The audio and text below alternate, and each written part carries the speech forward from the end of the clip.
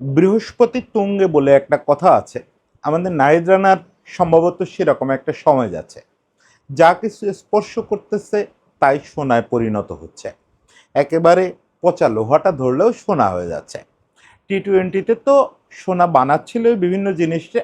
ওয়ানডেতে মনে হচ্ছিল যে ওয়ানডেতে বোধহয় খাপ খাওয়াইতে পারবে না, সেখানে নিউজিল্যান্ডের বিপক্ষে হঠাৎ করে ওয়ানডেতে অতিমানব হয়ে গেল, অতিমানবীয় পারফরমেন্স করলো।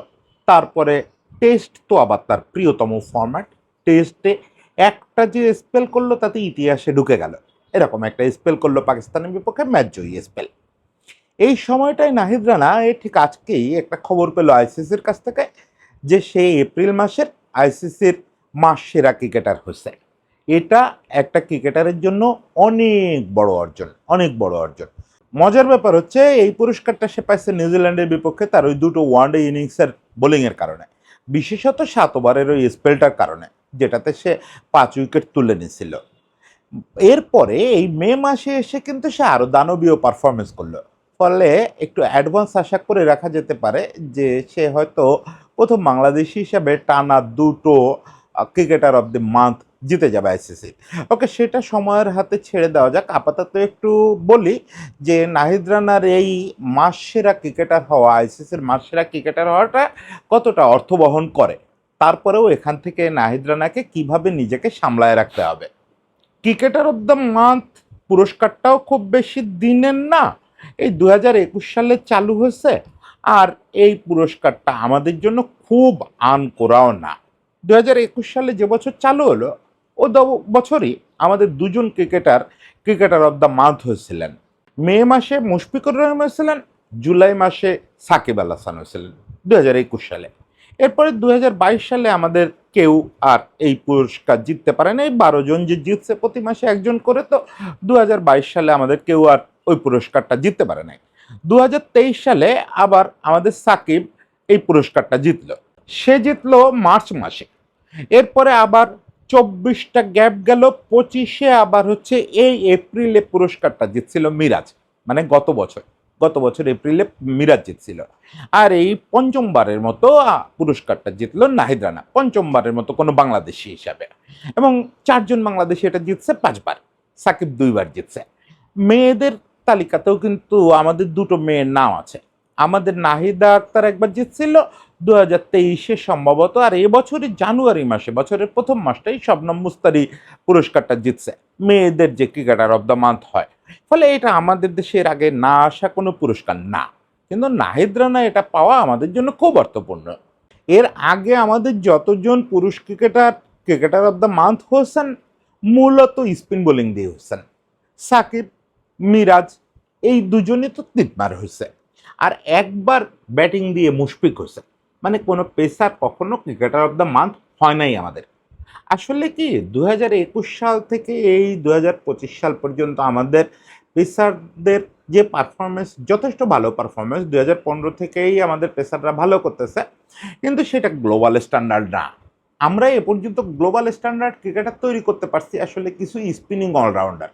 সেটার প্রমাণ আপনি গ্লোবাল পুরস্কারগুলোর দিকে তাকাইলে বুঝবেন যে গ্লোবাল পুরস্কারগুলোতে ডমিনেন্স হচ্ছে মূলত আমাদের সাকিবের। সাকিবই ঘুরে ফিরে সব পুরস্কার বারবার জেতে। আর যা টুকটাক জিতছে আরেকজন স্পিনিং অলরাউন্ডার মেহেদী হাসান মিরাজ। এর চেয়েও যদি আপনি আগে বাড়ার চেষ্টা করেন, দুজন ব্যাটসম্যানকে খুঁজে পাবেন বিভিন্ন আন্তর্জাতিক পুরস্কারের তালিকায়। একজন মুশফিক, একজন তামিম।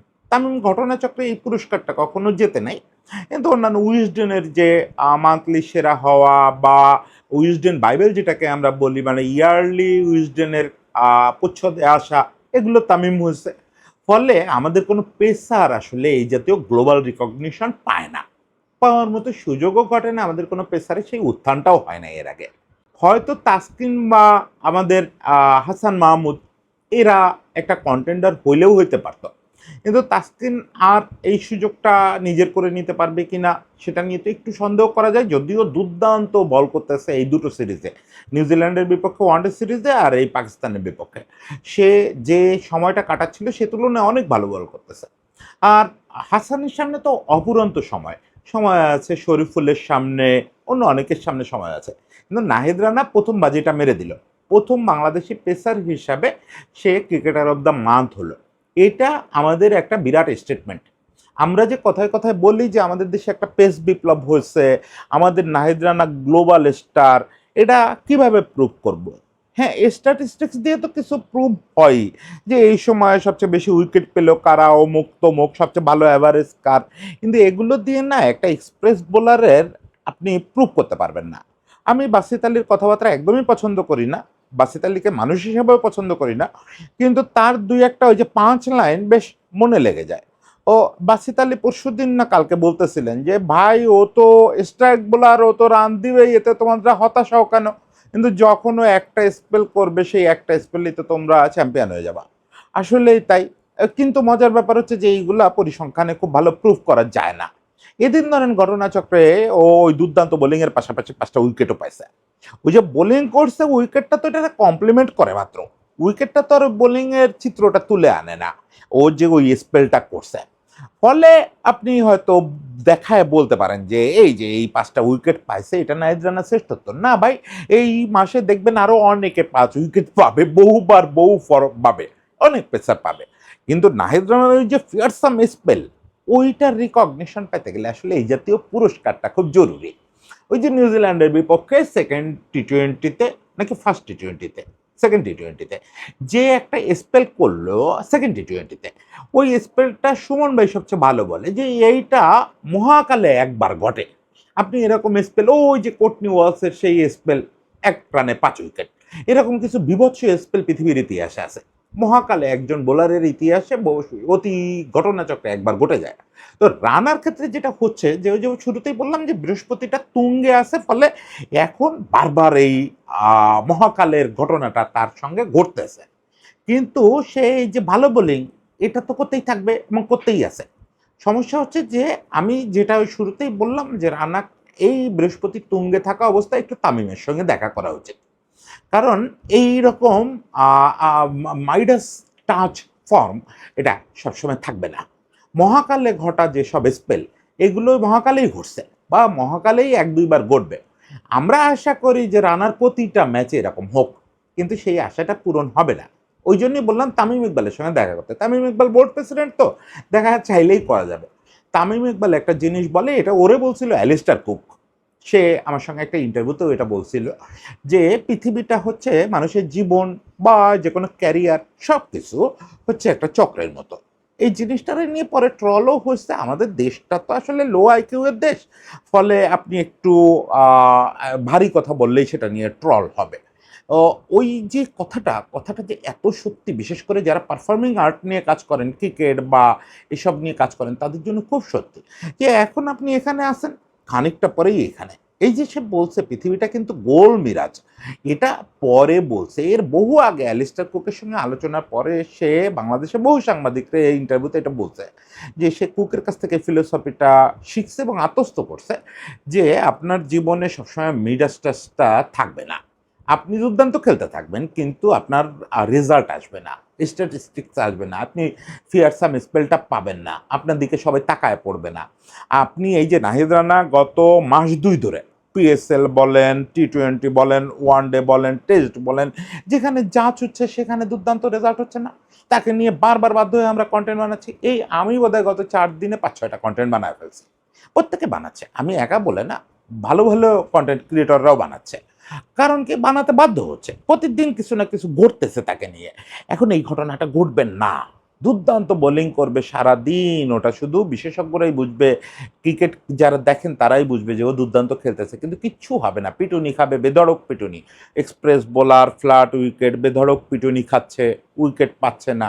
ওরকম দিনটাতে সে যেন এই দিনটার কথা মনে করে যে আবার ওই টাইমটা আসবে, কারণ পৃথিবীটা তো গোল, জীবনটা তো চক্র, ওই জায়গাটা আবার যাব। আবার এই জায়গায় বসে বারবার মনে রাখা যে ওই টাইমটা আসবে, ওই জায়গাটায় পৌঁছানোর অপেক্ষা মাত্র। আপনার খারাপ সময় অপেক্ষা করতেছে। আমি নাহিদ রানাকে ভয় দিচ্ছি না, হতে পারে যে সিলেট থেকেই খারাপ সময়টা শুরু হয়ে গেল, ওটারে একবারে আলিঙ্গন করে নিতে হবে, একেবারে শেষটা করে লিওনেল স্কালোনির একটা কথা দিয়ে। এই কথাটা আমি জানি না রানা এগুলা কোনোদিন শুনবেন কিনা। এই কথাগুলো প্রত্যেকটা মানুষের সফলতার সময় বারবার শোনা উচিত। লিওনেল স্কালোনি গত বছর একটা প্রেস কনফারেন্সে বলতেছিলেন, ওনাকে জিজ্ঞেস করা হয়েছিল যে এই যে জয়ের ধারা, স্কালোনি এখনো পর্যন্ত যে কয়টা ট্রফি জিতছেন তার ম্যাচ হারের পরিমাণ বোধহয় তার চেয়ে কম। জিতেই যাচ্ছে, জিতেই যাচ্ছে, জিতেই যাচ্ছে। তো তারে জিজ্ঞেস করা হয়েছিল এই জয়ের ধারাটা কত লম্বা হবে? তো উনি বলছিলেন যে, "আমি জানি এই যে সামনের স্টেপেই পরাজয়। এই পরাজয়টা একবার শুরু হলে সেটাও আবার এরকম আমি হারতেই থাকবো, হারতেই থাকবো, হারতেই থাকবো। এটা স্রেফ সময়ের ব্যাপার। এই সফলতা ব্যর্থতায় পরিণত হওয়াটা সময়ের ব্যাপার।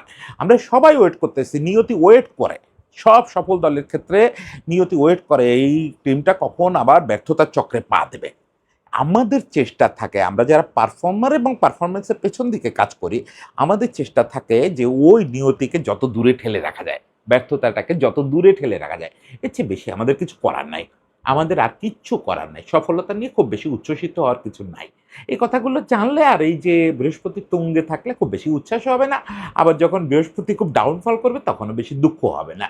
এই কথাগুলো আসলে একটু সফলতার সময় মনে করায় দেওয়া। আমি মোটেও নাহিদ রানাকে ভয় দিচ্ছি না যে, "ভাই ২ দিন পরে তোর খারাপ সময় আসবে।" কিন্তু খারাপ সময়ের জন্য প্রস্তুত থাকতে হবে। ভালো সময়ে। নাহিদ রানার জন্য অনেক শুভেচ্ছা এবং আরেকটা এই যে মুকুটে পালক যোগ হলো সেটার জন্য অনেক অভিনন্দন।